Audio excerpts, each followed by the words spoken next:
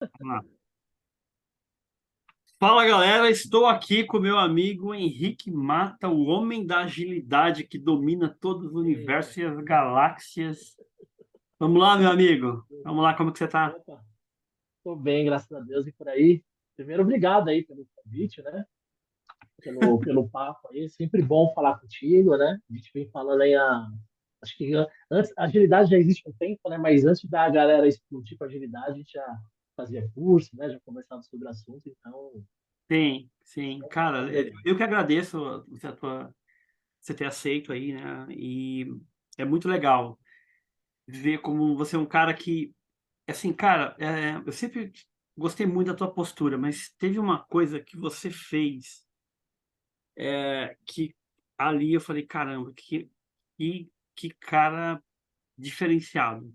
Eu nem sei se você sabe disso, mas quando você entrou para ser prof, tava com aquele zum, zum, zum no Brasil e tudo, né? E aí é normal a gente ver o comportamento da galera não entendendo o novo, né? E tá tudo certo.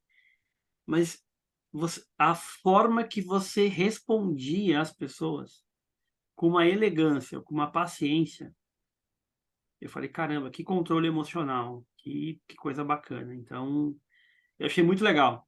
Achei muito legal a forma que você conduziu e tudo.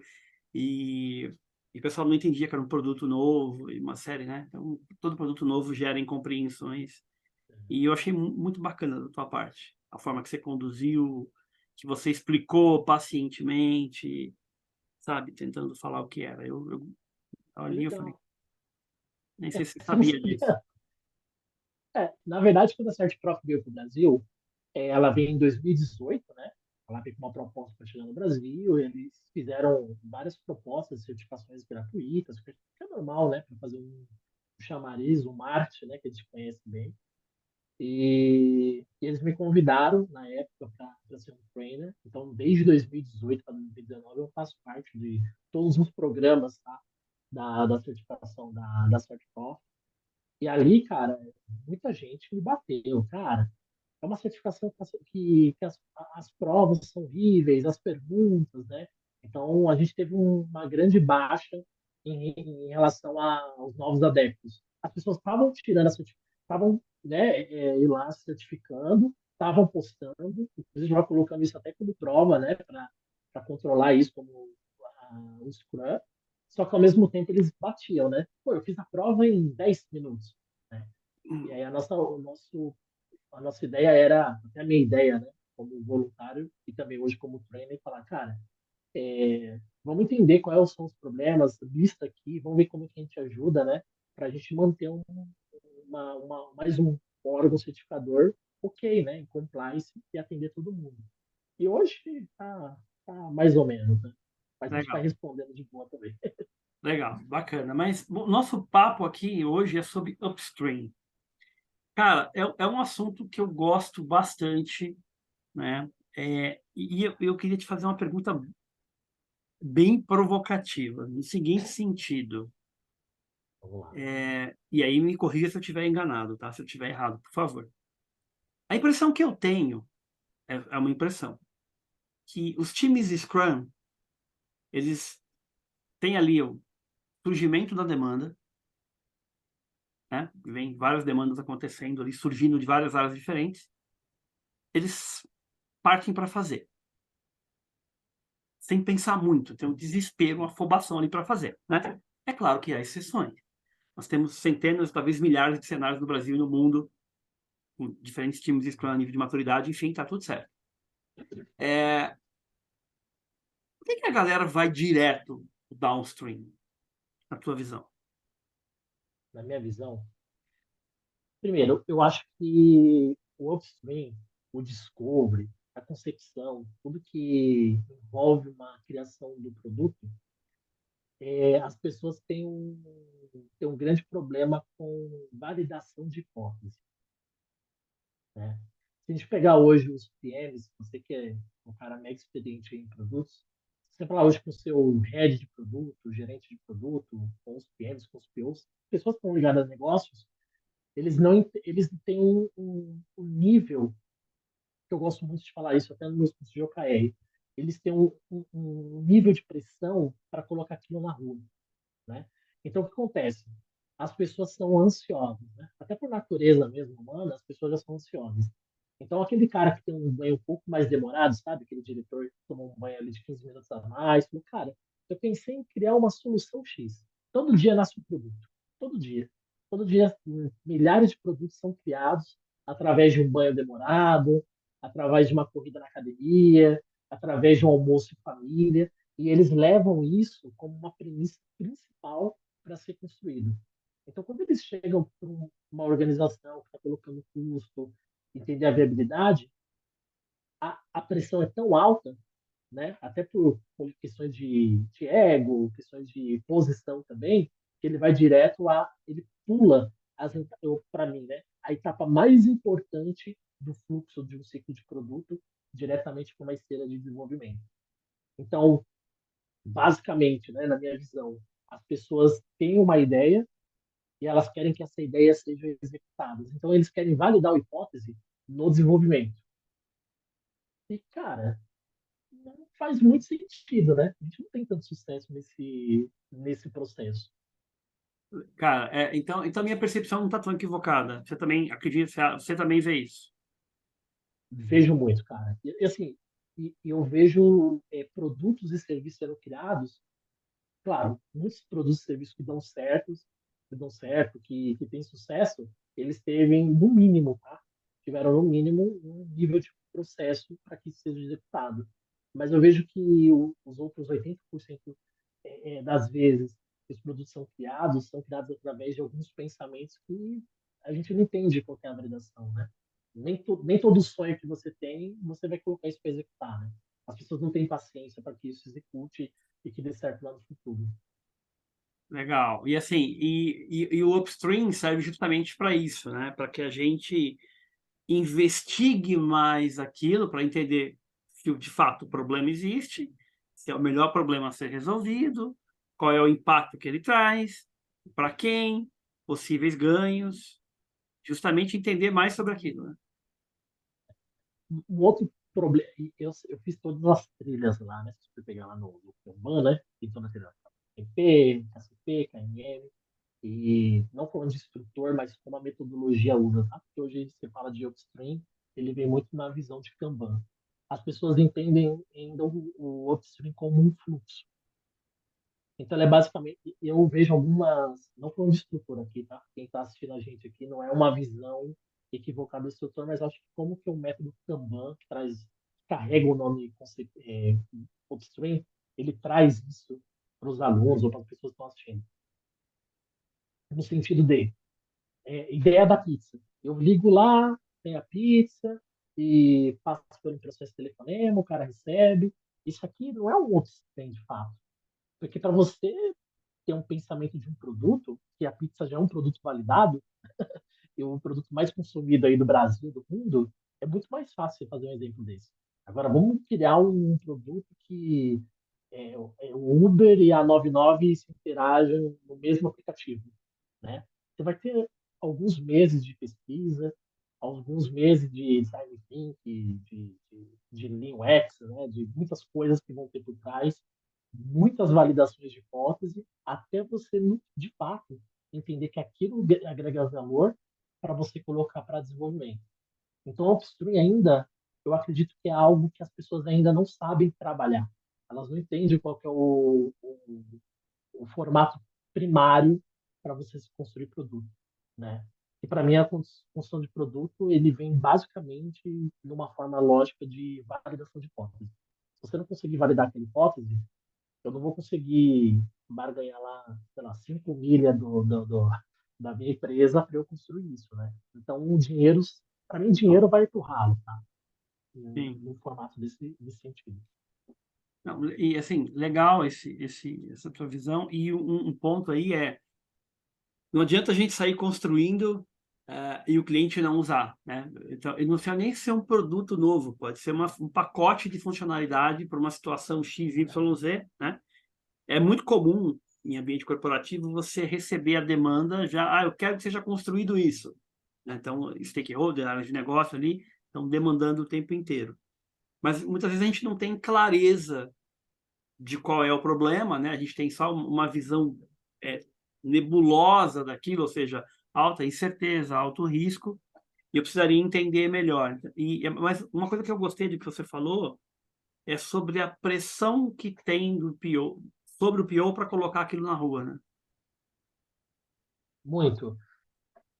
Assim, ó, uma coisa que eu acho bem legal do Scrum, todo mundo fala, o Scrum não tem concepção, eu não vejo como que nasce o produto, ele nasce direto do backlog, então, ou seja, né, já tem muita coisa que foi construída por trás, e claro, tem algumas certificações da própria Scrum.org, né, que é a Power IBM, e eu mesmo fiz a certificação, fiz o curso, e ele traz um pouco à luz disso, mas aí na minha visão, né, aí eu posso criar até alguns atritos. O upstream não nasceu para ser ágil. Absolutamente, ele não nasceu para ser ágil. O upstream nasceu para ser um pouco mais tradicional do que a gente conhece hoje. Não um método tradicional do PMI, criar várias documentações, não.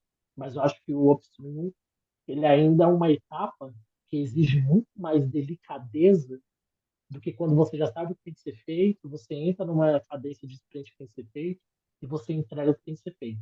A etapa do up, a etapa antes do backlog, ele ainda tem que ser no modelo tradicional, na minha visão, tá? E qual que é o modelo tradicional? É um modelo ainda um pouco mais moroso. Eu faço até algumas comparações, alguns papos, né? Claro que não se aplica, né? Tem gente que fala, não se aplica nesse formato.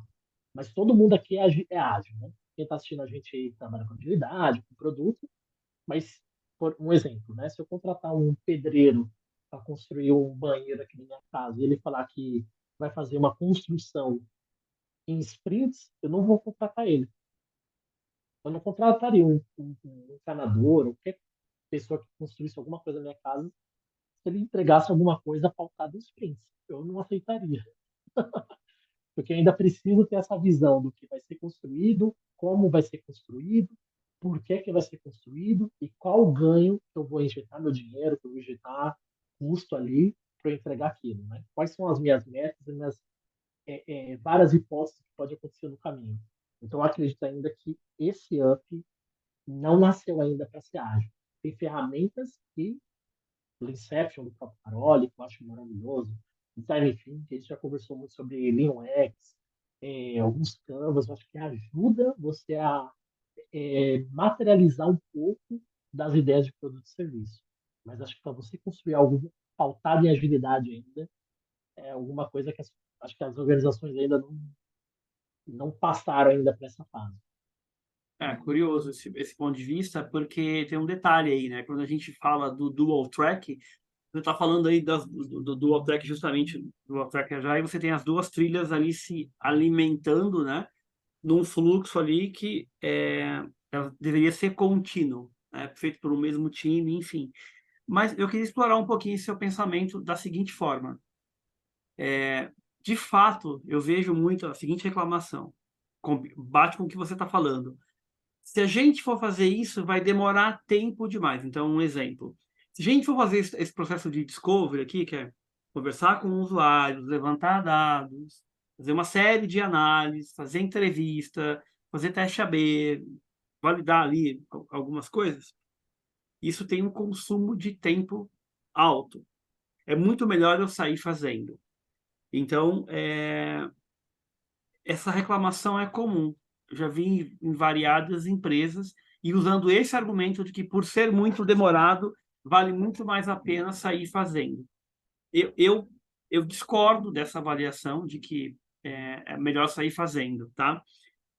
Gostei do seu ponto de vista de que talvez seja muito tradicional, ainda a gente tem que investir muito tempo. Agora, uma pergunta em cima disso. Nós estamos falando de um produto novo. Agora, imagine um produto que está no ar, está rodando, né? Igual, vamos pegar o Uber, que é um exemplo que todo mundo conhece. Então, o Uber está rodando ali, tem os seus milhões de usuários, está faturando, está tudo lindo e maravilhoso. E aí, por algum motivo, vem uma decisão da direção do Uber, uma hipótese que a gente está lançando aqui, uma situação hipotética, falando o seguinte: eu quero entrar num novo mercado do Uber ali, sei lá, por exemplo, Uber Moto, ali, por exemplo, carona por moto. Sim. você acha que, nesse caso, uma evolução de produto também cairia nesse caso, de demorar? Eu acho que uma evolução de um produto demora mais que construir um novo produto. Porque quando você já tem um produto criado, existem vários viés. Tem viés do desenvolvedor. Vou falar do Uber, que é uma coisa gigantesca, mas vamos supor que Tá seja bom. um produto específico para um nicho, né, que as pessoas estão trabalhando. Existem vieses, existem várias interrupções no meio do caminho por stakeholders, porque você vale, por exemplo, Uber Moto. Isso acho que até aconteceu aqui no Brasil, né? Vamos lançar o Uber Moto, mas não pode. Então, você vê que existem várias barreiras para que aquilo não aconteça. Só se for uma coisa tipo, que está pegando muito. Cara, é um bug. Olha só, as pessoas sobem mais evoluções de produto por conta de bugs e correções de código ou de performance e usabilidade do que criar uma nova versão daquilo que está sendo construído. Se você pegar um protótipo, vou construir um novo produto, eu vou colocar na mão do design lá de UX, UI, Research, ele vai criar de um novo produto, ele vai criar um MVP, ele vai criar 10 páginas. Se eu pegar já um produto novo, lá, né, uns 10 telas, lá no Figma, no XD, que seja, se ele for criar um novo, se ele for refazer um novo produto, ele vai pegar a mesma 10 telas, ele vai transformar isso em 300 telas. Por quê? Existem vários viés que as pessoas não conseguem quebrar esse paradigma de entender o que é necessário para o cliente, que eu acho que aí entra a agilidade. O que ele precisa e o que eu preciso mudar. São dois pontos que eu acho que se busca muito o que você trouxe do ponto do Autotrack Agile. Do Autotrack Agile, eu precisaria muito que o meu UX trabalhasse na concepção, no meio do desenvolvimento, e que no pós, quando aquele estivesse rodando na mão do cliente, ele estivesse lá para colher NPS, Ah, sim. churn. Não acontece isso. Se ele trabalhasse nesse formato, talvez eu diminuiria muito as minhas etapas de construção. No formato de dual track, na sua visão. Sim, no formato do Outrack, sim. Mas Sim. mesmo assim, existiria muito mais vieses de construções de várias coisas que estão na minha cabeça, porque eu já conheço o produto, do que um produto novo. Acho Legal, que é importante interessante, você questionar. interessante esse ponto. Agora, deixa eu fazer uma pergunta. Você já chegou a participar de algum projeto de alguma etapa de upstream ali que tenha sido rápida? Vou te dar um exemplo, um mês. Nossa, não. Um mês é Nunca. só para definir. Nunca, nunca. Eu, assim, de uma definição para sair para. Para produto novo ou para evolução de produto? Para nenhum dos dois cenários. Não. Para ambos os cenários, eu nunca passou de, sei lá, de 3 meses. Tá, então sempre demorava na média 3 meses. Um mês nunca. Nunca. Eu, particularmente, posso ser que tenha casos, ou você ainda tenha participado de alguma coisa do tipo, mas um mês ainda, eu acho que até por onde eu já passei, enfim, por que eu já participei, são alguns produtos até complexos, por exemplo, a VR, né? Trabalhei na VR, tem alguns produtos de alimentação e refeição que existe uma série de compliance por trás que não pode ser alterado, lei do pátio, uma série de coisas. Hoje eu estou trabalhando diretamente em um banco, tem a lei do Bacen ali, né? Tem um Bacen regulamentar, tal, tem uma série de coisas, então também não dá para a gente avançar muito. Mas, em suma, cara, só se for um produto, sei lá, que pelo menos uma casca do que vai sair em um mês, beleza. Mas sair alguma definição para você construir, eu nunca participei de uma dessas. Ah, interessante.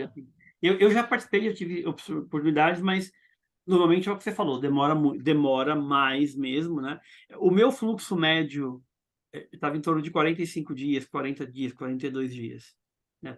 De evolução de produto, para evolução. Mas é um tempo que a galera reclama, né? E tem um outro ponto também que cara, a gente vai demorar 42 dias, é uma hipótese, a hipótese só vai ser validada quando ela vai para a construção e vai para o mercado e você coleta dados ali, né?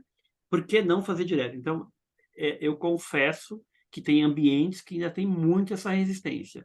E aí, talvez conecte com isso que você está falando, né? A galera parte. Agora, E pegando um gancho nisso, se a gente fosse para um outro lado, o Henrique está entrando, vamos pôr um exemplo maluco aqui, o Henrique está entrando numa empresa agora, com poder de decisão, e certo? você chega lá e pega um time Scrum, está entregando ali e não tem nada de um processo de upstream. Você tentaria colocar para essas demandas, para demandas ou evolução de produto que tem muita alta incerteza, alto risco, ou não colocaria? O que que você faria? Olha, eu ia até emendar com a sua resposta. Tem dois ofensores, tá? Que eu acredito que as organizações, em geral, é custo e prazo.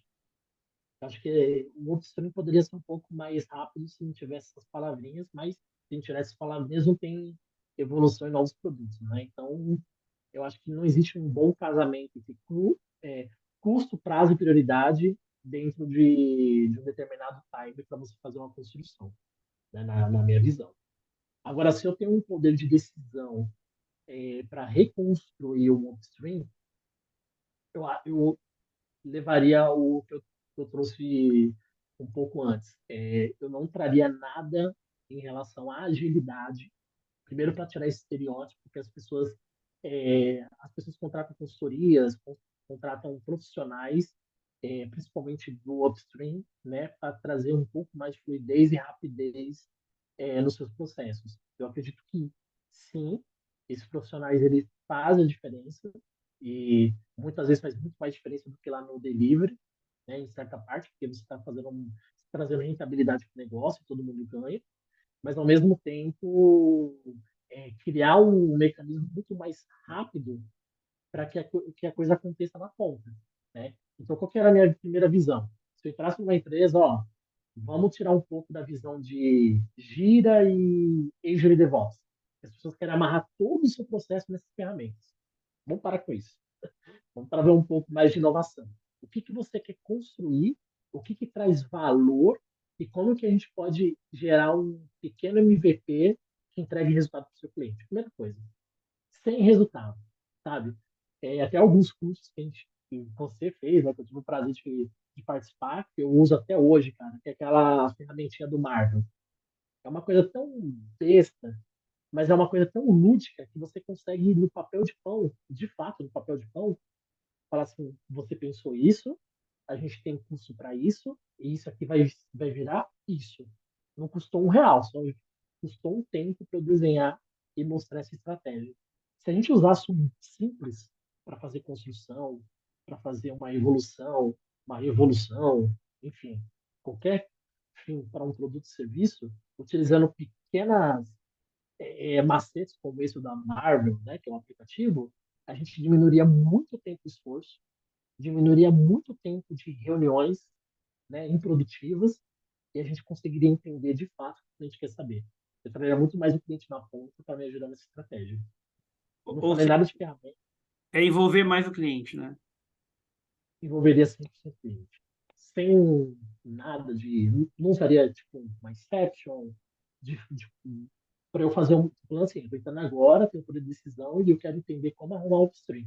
Não usaria nenhum tipo de método, nem Kanban, nem Scrum, nada. Eu usaria o simples. O que precisa ser feito, que nem a ideia da pizza, né? Vamos usar ela na vida real. Eu quero isso, vai me gerar X de resultado e a gente vai fazer um protótipo para entender se é alta, baixa, média, fidelidade, não importa. A gente vai fazer dessa forma. Podemos prosseguir? Podemos. Aí sim, vamos fazer um discovery desse papel rascunhado? Vamos fazer um discovery desse papel rascunhado. Vamos fazer o quê? Vamos fazer uma Inception? Vamos fazer uma Inception. Vamos usar técnicas de design de serviço? Vamos fazer. Vamos fazer um Canva? Fazer uma Canva, não importa. O importante é o time que vai construir entender o que eu preciso entregar de uma forma primária e cadenciada para entregar em X tempo o meu produto. Pronto. Sem muito romantismo. Eu acho que as pessoas romantizam muito com N técnicas que existem por aí. Legal. Assim, e agora, você acha, me fizeram essa pergunta um dia desse, e eu vi tua opinião. Você acha que o processo de upstream, se ele tivesse explícito no Scrum, ajudaria? Não. Acho que seria a mesma coisa do Kanban. É que eu acho que o exemplo que o Kanban dá, ou que alguns trainers dá, algumas pessoas que gostam de Kanban dá, como pizza, como delivery, eu acho que é muito fraco.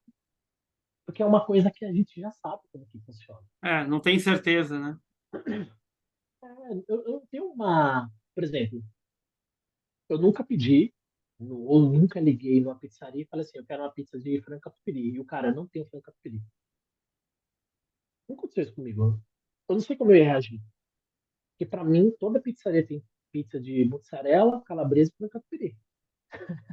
Então, assim, eu nunca passei por um ponto que eu não sei como eu ia reagir de uma outra forma. Então, esses exemplos que as pessoas acabam carregando dentro das organizações, sem pensar nas hipóteses, sem pensar no próprio Lean mesmo, né? Na jornada, na cadeia de valor, algumas interrupções, as pessoas não levam isso em consideração. E por isso, quando você fala que não vai dar certo lá para o seu stakeholder, ele vai falar assim, cara, se vira, eu quero fazer dessa forma. Porque ele já veio educado, né, entre aspas, que aquilo tem que dar certo. Né? Ele não Quer quer dizer, o passar por uma conceito de etapa. hipótese praticamente não existe, né? A galera acredita que aquilo é a solução e acabou, né? Então, as metodologias e os frameworks, eles, tanto Scrum, Kanban, Safe, LES, qualquer coisa que você trouxer para fazer o upstream, ele não vai dar certo porque eu acredito que até os próprios exemplos que as pessoas dão são fracos, são argumentos fracos. Não tem Mas algo complexo para entender. agora, mas me diz uma coisa. Você já conseguiu evidenciar nos cenários onde você passou a diferença de rodar um upstream quando ele era aplicável, ter o fluxo ali, e de quando não tinha alguma métrica conseguiu mostrar para as pessoas ali envolvidas naquele contexto que trouxe benefício ou não, na tua visão? Já. Acho que vou falar uma retrospectiva para a galera até entender aqui, né? Quando a gente traz retrospectiva, né? Entende quais são os pontos de melhoria no próprio upstream, né? Que até o upstream ele tem um conceito que você pode voltar card, né? Você pode Sim, voltar sim. e mover a qualquer momento. Muitas coisas que você traz luz, as pessoas entendem que aquilo não vai dar certo, né? Tá bom, Ou legal. que aquilo não tem resultado. Mas, ao mesmo tempo, os dados, métricas, enfim, qualquer coisa que você traz e que der um plano de contorno, as pessoas aceitam. O problema é, eu volto a dizer, o upstream não nasceu para ser ágil. Porque tudo isso, alguém vai pedir um prazo, alguém vai pedir um cronograma, alguém vai pedir um plano de mudança, porque isso vai acontecer. Então as pessoas entendem. Fala assim, ó, você, né, aqui na nossa validação, é, a gente entendeu que dava para construir essa garrafinha aqui, né? A gente constrói essa garrafinha, só que por hora a gente não vai conseguir essa tampa. Até então, essa tampa aqui da garrafinha não faz tanto bem, né? O importante é armazenar água. Só que quando a gente traz isso para dentro de uma organização, a gente vai ter que falar de custo, alteração de escopo, cronograma, stakeholder, cliente, jornada. Você percebe que a gente não consegue ser ágil nesse sentido? As pessoas não entendem ainda que aquela mudança vai ser benéfica lá na ponta, entendeu? A gente vai perder um pouquinho aqui para ser benéfica lá. Então, é um pouco vago. Não, legal. Quer ver uma coisa que eu usei uma vez, cara, e funcionou muito bem? Eu usei uma reclamação que era a seguinte: a gente é a quarta ou quinta entrega que a gente faz que o cliente não usa. Isso no período lá, sei lá, X de tempo, né? E eu falei, pessoal, será que a gente está entregando aquilo que o cliente quer? Provavelmente não. Se ele não está sendo entregue e ele não está usando em determinado grupo de clientes, nós não estamos avaliando mal o que ele quer. Então, foi um dos argumentos que eu usei para tentar criar ali um fluxo de upstream, para criar um processo de discovery mínimo ali, né? Cara, e assim, e aí a gente caiu num outro problema, que é, tá, mas eu vou ter que fazer isso sempre? Aí a resposta foi não. Quando a gente tem alta incerteza ou alto risco, vale a pena investigar mais para entender qual é o problema e pensar em possíveis soluções. Então, para mim, o upstream é isso, ele vai fazer uma investigação quando você tem alta incerteza. Se é uma coisa muito simples, que eu já sei como fazer, tenho que fazer, não tem que passar por upstream, na minha visão. Nesse caso, eram coisas que, teoricamente, a gente tinha entendido, mas quando elas eram entregues, elas não surtiam efeito. Então, foi um argumento, entre aspas, que eu usei para falar, precisamos investigar mais sobre as demandas que estão chegando, né? Não sei, tá? Se é uma, só uma percepção, mas eu acho que acaba conectando com esse outro ponto que você falou. As pessoas, elas não conseguem visualizar a hipótese. Está tudo muito focado em prazo, custo e cronograma. É isso ou não é isso nas empresas ainda? A gente tem muito esse viés de... Tem.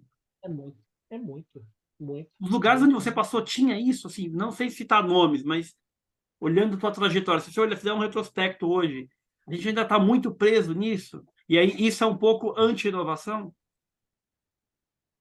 Eu acho que não é anti-inovação. Eu acho que o processo tem que ser feito dessa forma, ainda, porque assim, como que eu tenho um bom delivery e eu não tenho um bom discovery?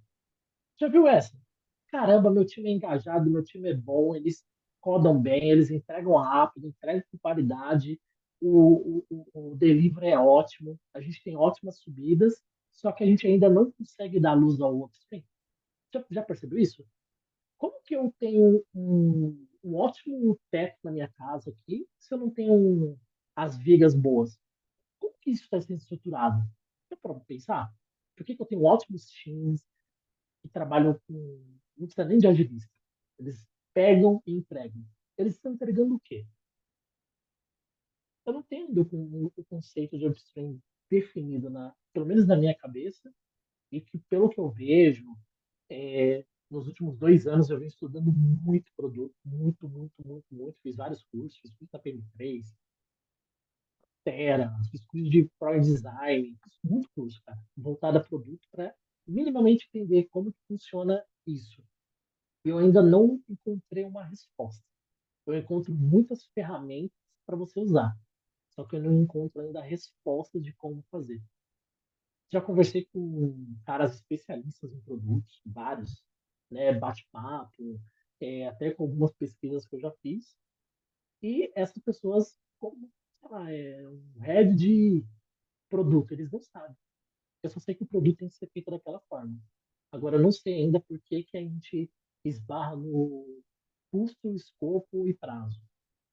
Aí eu coloco, tá, como o Henrique, eu coloco como absoluto que isso faz parte do processo. Eu tenho que ter isso. Não é mais uma brincadeira de post-its, de Canva e faço um story map, um release plan e coloco na rotina. Isso aí é um meio do processo. Acho que o começo do processo ainda é um pouco difícil. E aí, até ter para embasar meu pensamento, eu comecei a estudar um pouquinho como que as pessoas do Vale do Silício constroem produtos. É da forma mais simples possível. É muito simples. Eu tenho uma ideia, eu tenho uma meta e eu executo. Faço o que tem que ser feito. É isso. É isso que, se você pegar livros, artigos, filmes aí, como Steve Jobs, meu, ele foi lá, teve uma ideia, Mark Zuckerberg, ele teve uma ideia, ele construiu, testou, deu certo, foi evoluindo, foi evoluindo, foi evoluindo, foi evoluindo.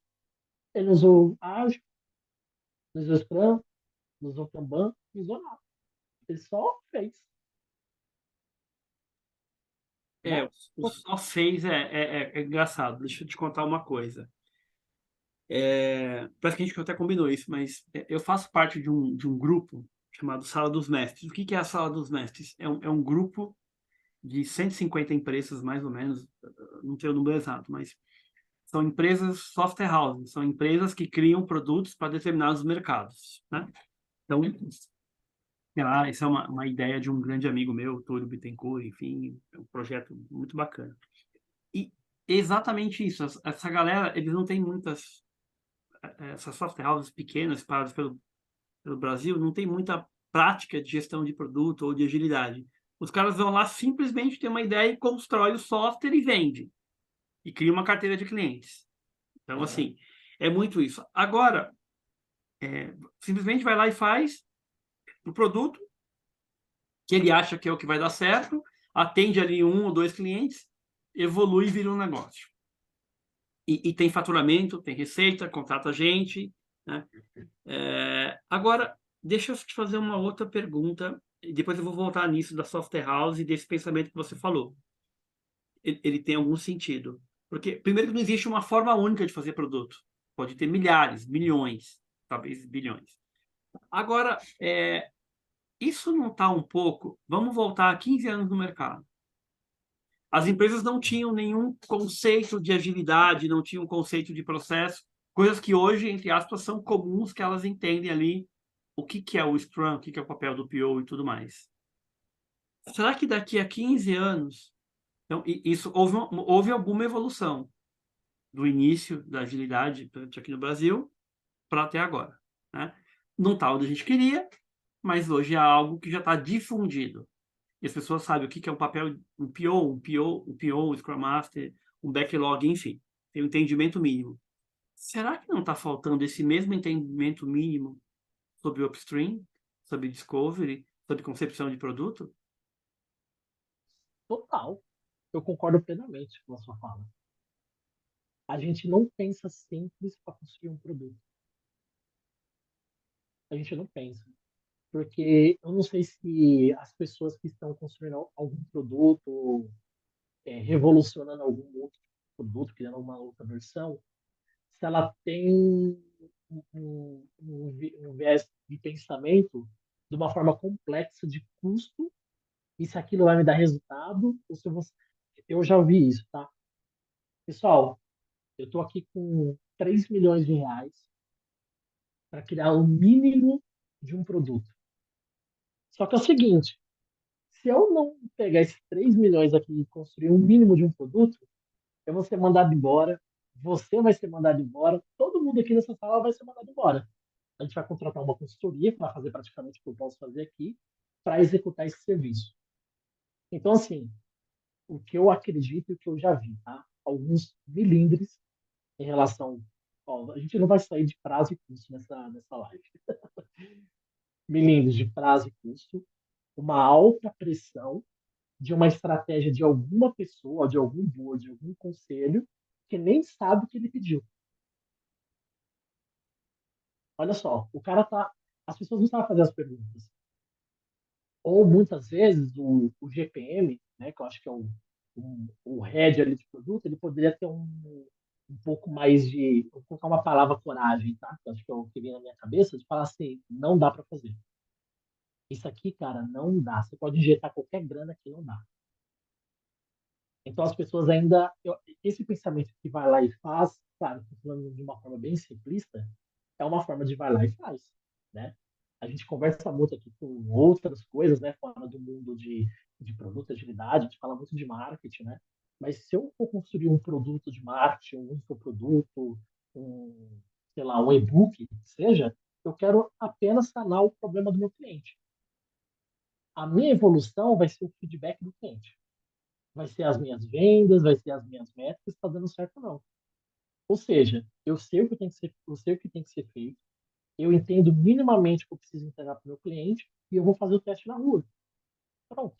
Com o mínimo, entre aspas, de esforço para eu fazer um teste. Então, todos os lançamentos que a gente vê hoje, falando um pouco de viés de marketing, por exemplo, desses grandes players, eles só ganham grana, eles só escalam o produto, o brand, porque eles estão em constante evolução do seu MVP. Então, eles nunca saem do MVP para criar um produto consistente. Eles estão sempre no MVP. V1, V2, emagrecimento. V1, V2, V3, V4, V5, eles escalam. E eles testam e eles jogam. E isso dá certo. Esse é o mesmo conceito, basicamente, das empresas que nasceram no Vale do Silício. Eu tenho um produto, eu ponho, eu escalo, eu melhoro, eu escalo, eu melhoro, escalo e eu melhoro. Só que nesse momento, as pessoas ainda não pararam para pensar no custo, né? Pode ser que dê certo, pode ser que dê errado. Mas eu escalo e eu aprendo com os feedbacks dos meus clientes, com o mercado, com os meus seguidores, entendeu? Então, todo produto, independente que é o marketing ou não, que estou dando esse exemplo aqui hipotético, ele também funciona para um produto como a Uber, por exemplo, né? Ou como o próprio Netflix, né? O Netflix só lançava novas séries, novos episódios com o feedback do cliente. O cara tem lá um pacote, deu certo, deu ok, eu coloco mais um episódio, coloco mais uma temporada. Se não deu certo, eu paro. Simples assim, né? Tô dando um exemplo de simples, porque tem que ser simples. Não, legal. E assim, cara, eu gostei muito disso porque foi uma reflexão que eu estou fazendo, né? Quando eu entrei na sala dos mestres, foi agora, foi nesse início desse ano, e eu fiquei pensando nisso. Não existe uma forma única de fazer produto, porque pegando a galera que está lá, são pessoas que, em condições muito adversas, tiveram uma ideia de um software, né? Eles nem falam produto, eles falam software. Eles criaram um software, venderam para o primeiro cliente, melhoraram aquilo, venderam para um segundo, para um terceiro, por 10%, criaram um negócio, contrataram funcionários, tem faturamento, tem receitas, o produto cresce. Então, assim, e aí a pergunta que eu me fiz para mim mesmo, essa não é a forma, não é uma, é justo falar que essa não é uma forma válida de criar produto? Não, porque eles criaram, tem cliente para vender, está faturando.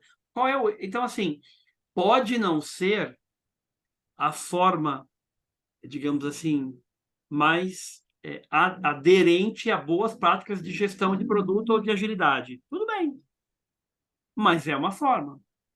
Tanto É os uma caras tiveram forma. resultado. E isso, não sei se eu entendi correto. Agora, a minha pergunta é: foi isso que você quis dizer quando o modelo do Vale do Silício, né? Tem uma ideia, vou lá, faço e lapido a ideia ao longo do tempo. É isso um pouco?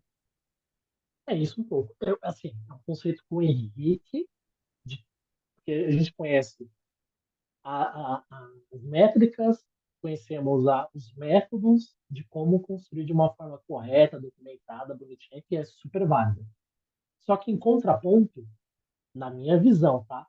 O que dá mais certo é muito mais desse formato. Eu lapido isso na minha evolução. O produto, ele tem apenas uma característica: ser vendido. Ninguém vai criar um produto e serviço para colocar na prateleira. Tem que ter rentabilidade e ele tem que ter usuário. Então, se você começar já a pensar em uma criação ou evoluir o seu produto e serviço, no mínimo, eu tenho que ter um cliente que vai comprar aquilo, não vai entrar no exemplo que você deu, né? Eu fiz 5 produtos ou 5 versões e o cliente não estava usando. Por que ele não estava usando?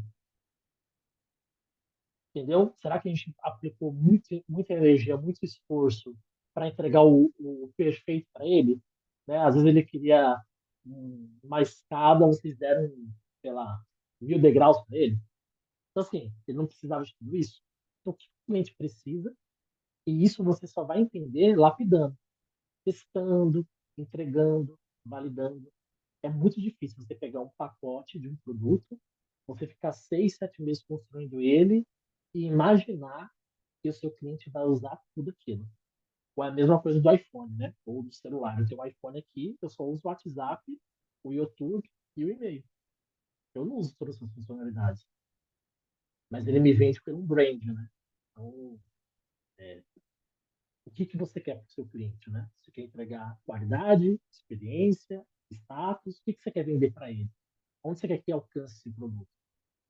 Porque eu acho que hoje as empresas não têm essa visão. Você quer? O que você quer que o seu produto faça, né? Seja ser bem visto no mercado, quer que o cliente pare de usar X para usar o seu, ou você quer minimamente que ele use 100% das suas funcionalidades. Eu acredito que essas são estratégias que muito difícil da gente julgar aqui, e que tudo isso nasce do despeito. E outra, né, cara, uma coisa que eu falo muito, que eu acredito, existe uma enormidade de cenários tão grandes, de empresas, de formas de trabalhar, de hierarquia, de regras, de coisas que, assim, não é possível que uma única forma atenda todas elas. Não é, né? É humanamente possível. E aí, o que que é certo e errado? A gente ficaria numa briga aqui de disputa de anjos aqui, né? Então, eu gosto dessa linha que você falou do simplismo, né? Cara, qual é o problema que eu tenho que resolver? Qual é o problema que essa organização tem? Agilidade não é uma bala de prata, upstream muito menos, discovery, enfim. Eu acho que é muito de você ler o momento, fazer uma leitura da empresa e tentar fazer o melhor, né? Mas para mim, tem um pouco de maturidade, sim, a mesma maturidade que a gente está olhando, nesse exemplo que eu dei, de 15 anos atrás, a empresa nunca tinha ouvido falar de ágil e hoje está mais comum, né? Há muitos anos atrás, as empresas tinham dificuldade com a internet, elas não sabiam o que fariam com a internet. Hoje está mais comum, né? Daqui a algum tempo, o upstream, discovery, práticas, melhores práticas de produto sejam mais comum e não só o sonho ou estejam inseridos no conjunto muito pequeno de empresas que poderiam absorver. Talvez. Mas sabe qual que é a diferença? Sabe qual que é a semelhança, né, entre o produto e a internet? Desse exemplo que você deu? O processo, metodologias ágeis, todos eles são meio. Tudo é o meio do processo. Metodologias ágeis é o meio. O Scrum é o meio. O Sim, Discover é o meio. O Upstream é o meio. E a internet também é o meio. também é Então, uma. tudo que é revolucionário, no caso, para a gente construir produtos, serviços, ou até mesmo a internet, ou até mesmo Uber, eles são todos intermediários.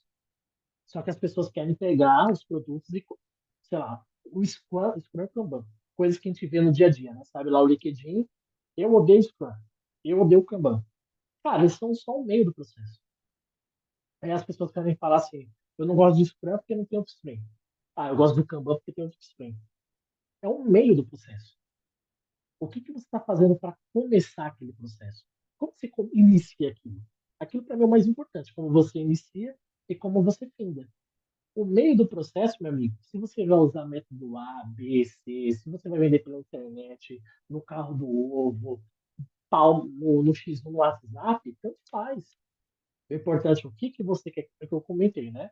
O que o cliente quer e o que você vai entregar para ele. Eu acho que isso é um formato simples. E esse formato do início é o meu upstream. O que é simples ali? Eu não posso embutir lá. Eu criar um produto novo, eu sou obrigado a realizar uma inception. Eu não posso cravar isso. É muito errado da minha parte. Eu não posso cravar um processo para isso. Eu preciso entender o contexto da minha organização no início. E aí eu vou validando. Vou usar uma inception agora, depois vou usar uma lean inception, depois eu vou usar um design thinking, depois eu vou usar um sistema de pesquisa. Eu vou criando ali, é a maturidade, é o que você falou, é a cultura, é a maturidade da empresa que vai moldando para que as coisas fluam. Só que as pessoas querem colocar tudo isso que a gente conhece, né, que é mais fácil de entender no início. E aí a gente não constrói nada, a gente não sai, a gente fica do zero a zero, sabe? É, Tem coisas burocráticas, né? e uma coisa que eu gosto também tudo isso é meio, porque o que importa é gerar resultado para a organização, movimentar métricas de negócio ali, né? Maior faturamento, maior lucratividade, melhor NPS, maior participação no mercado, e tudo isso são ferramentas. Então, eu acho uma coisa muito. Não vejo muito sentido essa discussão. O Scrum é isso, o Kanban é aquilo, são meras ferramentas. Então, é a mesma coisa de falar: o martelo é feio, o alicate é bonito. Para mim, assim, eu não vejo fundamento nisso, né? Embora eu estava numa discussão um dia desse e eu gostei de uma coisa que uma pessoa falou, que ela falou assim, cara, são discussões para vender uma ou outra, então é mais uma estratégia de marketing, de polêmica, enfim. Mas o que interessa no fringir dos ovos, no resultado, é o quanto eu ajudei aquela organização a aumentar a lucratividade, a melhorar o processo, a trazer o cliente satisfeito. E tudo isso que está no meio, seja upstream, Kanban, Scrum, Inception, qualquer outra coisa, São só ferramentas que podem fazer sentido num contexto e não fazer sentido no outro. Não, e eu tenho esse mesmo pensamento, e eu trabalhei no mercado Bitcoin lá em 2017 para 2018. A gente estava fazendo uma parte de upstream, construindo como viria novos clientes, como a gente ia pegar capitalizar, né, a parte das criptomoedas e tal. E eu, naquela época, eu fui com esse viés, né? A gente tem que usar essa metodologia por conta disso, disso. Aí o gerente lá de produtos falou, Henrique, para mim tanto faz. O importante é entrar porco e sair linguiça. Se você vai moer o porco com facão, se você vai passar num processo de moagem, enfim, o como você vai fazer, pouco me importa. O importante é o que você vai fazer e o que vai gerar resultado. O que? O que? A palavra o que é o mais importante. O porquê. Né? Eu gosto muito daquele livro do Simon Sinek, né? Que é clichê, mas é muito bom. Né? Que é Começa pelo aquele porquê. Também gosto. porquê. Né? Por quê? Isso aí molda organizações, relacionamento. Por que eu vou trabalhar nessa empresa? Por que eu vou estar nesse relacionamento? Por que eu vou ter esse tipo de amizade? E por que eu vou construir esse produto? Ele entra no mesmo prisma. Por que eu vou fazer isso e o que vai gerar resultado? A gente fica muito no âmbito do como. Se você pegar agora um time inteiro, vamos construir um produto novo, o pessoal vai falar como o como. Ó, tem que ser assim, tem que ser assado, vai ser nesse formato, a gente vai rodar isso. Mas as pessoas não param para entender o porquê. Por que vai ser assim? É necessário fazer dessa forma? Será que é o mais fácil e rápido? Será que a gente vai estar à frente dos nossos concorrentes desse formato? Aí quando você faz uma pergunta dessa, você trava toda a sala. As pessoas não sabem te responder. Então, uma coisa, as pessoas estão, baseado no que você falou, mais apaixonadas pelo como do que pelo resultado? Faz sentido isso? Faz. Não, na minha Na tua visão, faz. leitura. Na minha leitura, faz. As pessoas estão muito apaixonadas pelo como. Sabe por quê? O como é muito fácil de entender. É muito fácil. Você entrar no YouTube aqui. Nossa, você entrar no YouTube para estudar. Antigamente o YouTube era muito mais fácil de estudar. Hoje tem muita coisa lá, né? Tem uns besterol, tá? Mas tem muita coisa boa ainda. Quando você entra no YouTube para entender um pouco de atividade, todo mundo vai falar o como. Como você faz a daily, como você faz a reta, como você faz a plane. Mas eu nunca vi ninguém falando por que você tem que fazer a reta. Qual que é a importância da reta? Você para pensar? A retro não é só você criar um quadro lá no Miro, colocar lá o Tio Patinhas e fazer a retro do Mario Bros com o Sonic. Não é isso. Não é colorido. Qual que é o fundamento? Por que você está fazendo uma retrospectiva? Que resultado você quer alcançar? E as pessoas querem ao contrário. Como? Ah, eu quero fazer uma retrospectiva diferente. Aí o cara faz uma mega retrospectiva no muro, né? Que agora tá tudo remoto.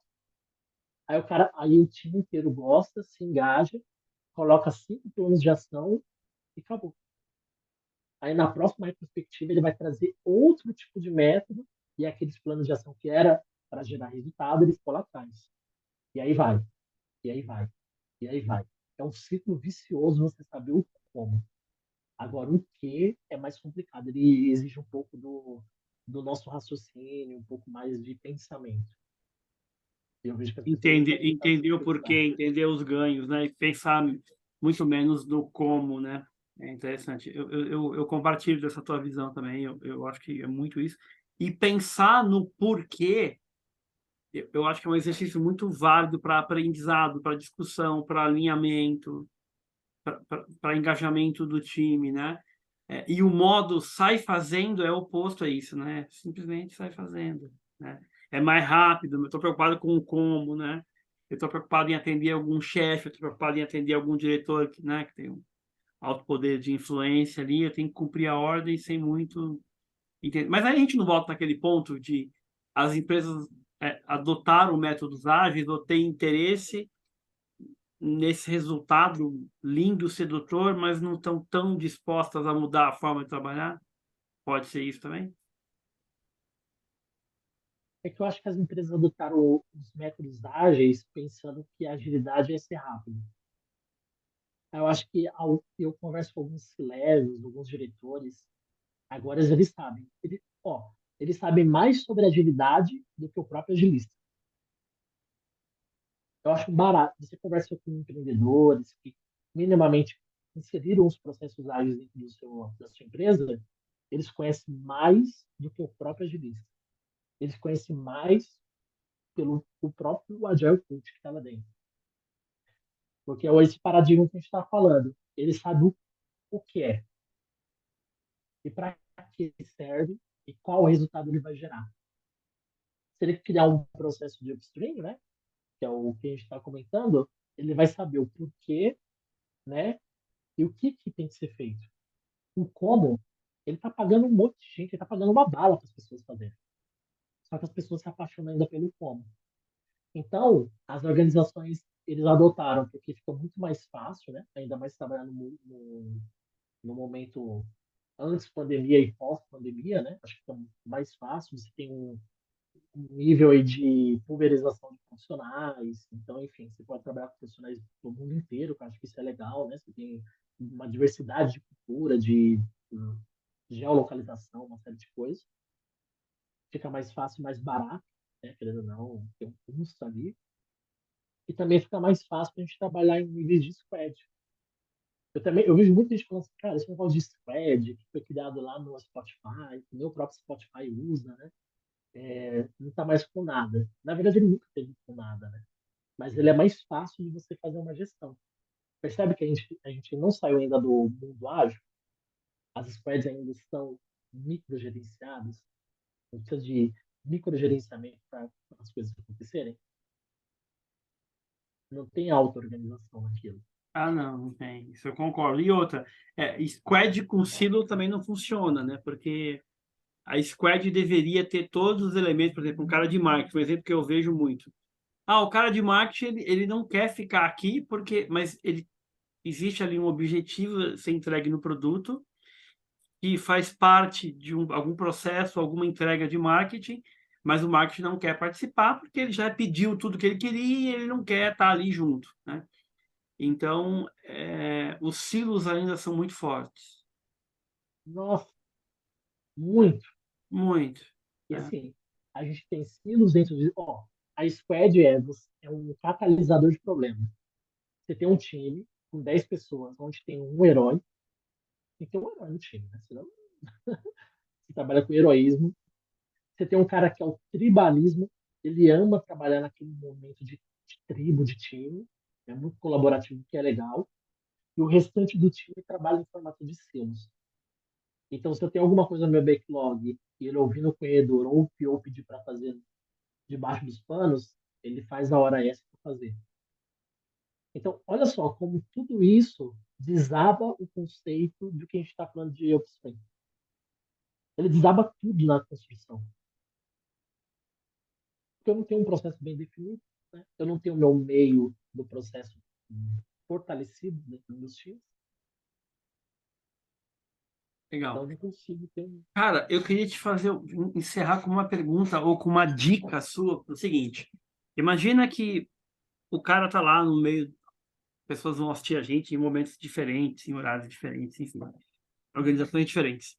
E o cara tá lá, se você fosse explicar para alguém, cara, ó, talvez valha a pena colocar um fluxo de upstream, tem que avaliar o contexto, mas se você fosse explicar os benefícios do upstream, que em tese poderiam trazer para uma empresa, ou dar uma dica, que dica você daria e como você mostraria, como você falaria os benefícios? Bom, é, eu acho que eu fui falando alguns benefícios no meio do caminho. Eu acho que o primário, upstream não é ágil, então já começa por aí. Eu não conheço um agilista no Uber, um na 99, um no iFood, um na Acreditas, eu não conheço agilista nesses caras que cresceram, né? E algumas startups. Então, trabalhe com o simples. Eu sempre vou partir da premissa de você ser simples em tudo que você faz. Você não precisa de uma ideia mirabolante para colocar um produto na rua. E a gente que estuda um pouco de marketing, a gente sabe que um e-book de 20 páginas, as pessoas, enfim, criam aí um império. Então começa simples. Eu acho que o conceito de produto, ele é produto físico, ele é um produto digital, ele é um produto palpável, tangível. Começa pelo simples. Sem metodologia, sem nada. Entende o que aquilo vai gerar resultado. E se fosse para eu colocar pelo menos uma pitada aí de métodos, né? De conceitos, eu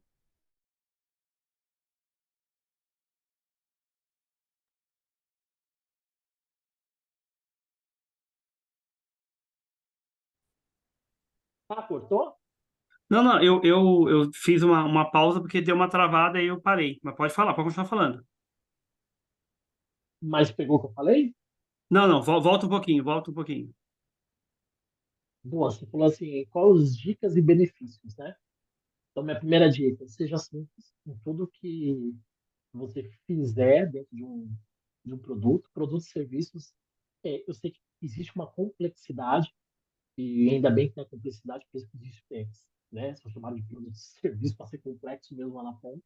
Mas tenta pensar de uma outra forma, né? De uma engenharia reversa, de um pensamento mais simples para você fazer uma entrega. Acho que isso é um conceito básico, né? Não usar o como, quais são os processos que eu vou usar. E alguns benefícios que eu ensino até hoje no meu dia a dia, gosto muito, eu já até externei isso para você, que é o conceito do design thinking, que eu acho que é um conceito, para mim, maravilhoso, né? Porque dentro de um ciclo, desde que você tem a inovação, a criação até o teste, você consegue passar de ponta a ponta o seu produto. E praticamente sem gastar nada. Eu estou pensando muito em custo, né? Mas se você não precisa gastar nada, você faz todas as prototipações, todos os testes, todas as inovações, tem um modelo de empatia, tudo ali dentro, muito bem construído, muito bem definido, para entender o que vai e o que não vai. Ali você tem uma ou N hipóteses, que é legal, você tem modelo de decisão, você tem vários testes, e você consegue colocar isso de uma forma muito mais rápida e fluida. Então, acho que a hora. Assim, se fosse para construir um modelo de upstream, eu começaria com meta, né, com alguns tipos de OKRs, o que a empresa precisa, o que meu cliente precisa, entraria no upstream, com o resultado de upstream, daria um bom backlog, distribuir entre times, faria a construção de times, de produto, faria as entregas de uma forma cadenciada, não estou falando de safe, mas uma entrega ali unificada, e faria o teste na rua. Pronto. Esse seria meu upstream e downstream básico. Se o cara vai usar Scrum Kanban, Scrum Ban, Trello, Gira, Yage, para mim tanto faz. Esse modelo, acho que, para mim, acho que funciona. Não, legal. E você falou muito de design thinking, eu gosto bastante também. Eu gosto muito de Lean UX, né, que é uma combinação do Agile, do design thinking e do Lean Startup. Então, tá no centro ali, é muito legal. Gostei dessa sua ideia da simplicidade, né?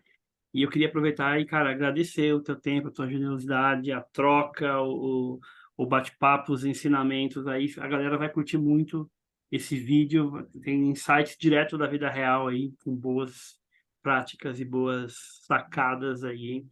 E é sempre muito bom falar contigo. Então, te agradecer muito a tua disponibilidade e o bate-papo e a aula e a troca. Gostei bastante. Está convidado para uma próxima já. Nossa, total, estou super à disposição. Agradeço muito o papo aqui. É um tema que gera vários pensamentos, né? Algumas pessoas vão falar, cara, isso aqui nada a ver porque deu certo aqui, deu certo ali. Então, foi o que você disse, né? Existem várias combinações da gente construir produtos, serviços, fazer evoluções, enfim. Só que a gente precisa encaixar isso de uma forma simples, pelo amor de Deus, no seu contexto no dia a dia. Começa simples, não, né, não construa um canhão para matar uma formiga. Começa pelo simples, vai escalando, vai testando. Quando menos vê, cara, isso aí o produto já é um sucesso e os métodos só apoiaram ali na orquestração, que é a sua principal função. Legal. Cara, brigadão. Um grande abraço, nos vemos na próxima. Obrigado, pessoal. Tamo junto. Valeu. Valeu, um abraço. Valeu, valeu, gente.